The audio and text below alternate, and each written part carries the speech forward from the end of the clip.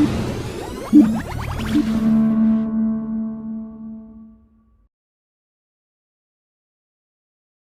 ke warung membeli bakmi, tak lupa membawa kue basah. Saya buka tausiah ini dengan baca basmalah. Bismillahirrahmanirrahim. Assalamualaikum warahmatullahi wabarakatuh. Innal hamdalillah nahmadu wa nasta'inu wa nastaghfiruh wa na'udzu billahi min syururi anfusina wa min sayyiati a'malina. May yahdihillahu fala mudhillalah wa may yudhlilhu fala hadiyalah. Asyhadu an la ilaha illallah wa asyhadu anna Muhammadan abduhu wa rasuluh la nabiyya rasulullahu ba'da amma ba'du. Segala pujian marilah kita turunkan kepada Allah Subhanahu wa taala. Dialah pemilik kesempurnaan, tiada tepi dan batas akhir, menggoreskan setiap takdir makhluk dengan cara terbaik tanpa menggoreskan luka dan kezaliman. Salawat dan salam tetap tercurahkan kepada Nabi kita, Nabi besar kita Nabi Muhammad Sallallahu Alaihi Wasallam. Dialah makhluk yang paling utama di muka bumi ini, dimuliakan dengan Al-Quran yang agung sebagai mukjizat yang dikenal sepanjang masa. Pada kesempatan kali ini, izinkanlah saya, Aska Karimatul Ulya dari SMA Islam Al-Ansur Putri, akan menyampaikan tausiah yang berjudul Generasi Islami Pembawa Perubahan. Hadirin yang dirahmati Allah, generasi Islami sebagai pembawa perubahan menjadi topik yang banyak diperbincangkan dewasa ini. Berbagai perubahan dapat mempengaruhi masyarakat. Lalu, generasi Islam seperti apakah yang menjadi bagian perubahan? Menjadi generasi penerus bangsa. Mau tidak mau, harus menggantikan generasi sebelumnya dalam membangun bangsa. Pemuda Islam sudah sepantasnya menjadi agent of change, yaitu cadangan emas di masa yang akan datang. Membawa bangsa ini menjadi lebih baik, bersatu, makmur, demokratis, dan maju.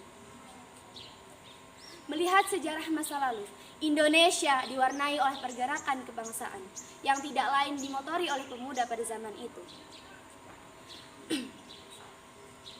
Sejarah mencatat Budi Utomo sebagai organisasi pertama yang mengubah perwatakan pergerakan semula bersifat kedaerahan menjadi bersifat kebangsaan. Generasi muda suatu umat atau bangsa menjadi tolak ukur terhadap nasib dan masa depan.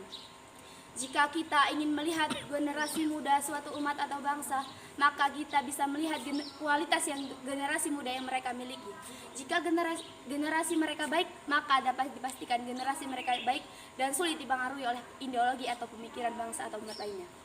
Namun sebaliknya, jika generasi mereka buruk, maka dapat dipastikan mereka akan sangat rentan dengan kehancuran dan mudah dipengaruhi oleh ideologi atau bangsa lainnya. Hadirin yang dirahmati Allah Subhanahu wa taala.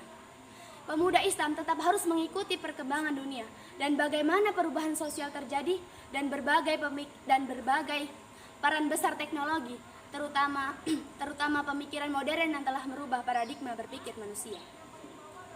Isa Ashabul Kahfi tergolong pengikut Nabi Isa alaihi salam.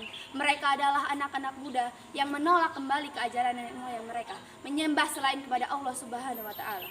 Mereka bermufakat mengasingkan diri dalam suatu gua karena jumlah mereka yang relatif sedikit, yakni 7 orang di antara masyarakat penyembah berhala. Dalam setiap sejarah perubahan, anak muda selalu menjadi peran penting di dalamnya. Pemuda selalu menjadi tonggak dalam setiap perubahan yang memiliki karakteristik. Memiliki banyak potensi. Dengan pikiran yang fresh, para pemuda memiliki banyak ide yang dapat menyikapi adanya perubahan yang dilandasi dengan keimanan yang kuat. Dengan ide-ide baru tersebut akan membawa perubahan yang berdampak positif, terutama di bidang sosial.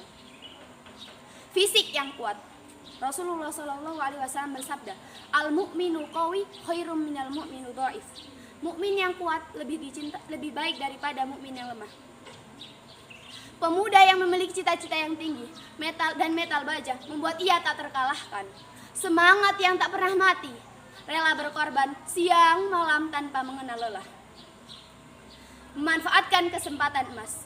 Kesempatan merupakan langkah awal menjadi penentu langkah besar selanjutnya. Para pemuda yang berani bertindak dan mengambil resiko dalam suatu kesempatan emas menjadi ciri pemuda yang menjadi agent of change. Hadirin yang dirahmati Allah Subhanahu wa taala. Sebenarnya, para pemuda memiliki dampak positif di mana kegiatan manusia dapat dilaksanakan. akses pengetahuan yang luas, dan kecenderungan kebebasan berekspresi di muka publik. Tapi di sisi lain, banyak muncul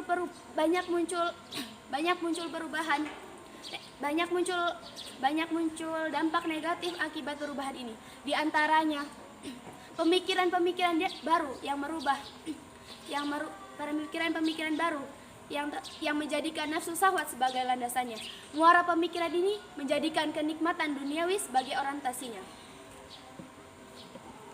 Maka dari itu, kita sebagai generasi penerus bangsa yang membawa masa depan bangsa harus bisa menyikapi adanya perubahan di era modern seperti ini. Hadirin yang dirahmati Allah Subhanahu wa taala. Pak Agus memakai peci, Ibu Wahyuni menjahit kebaya. Saya pamit undur diri. Terima kasih atas perhatiannya. Wabillahi taufiq wal hidayah. Wassalamualaikum warahmatullahi wabarakatuh.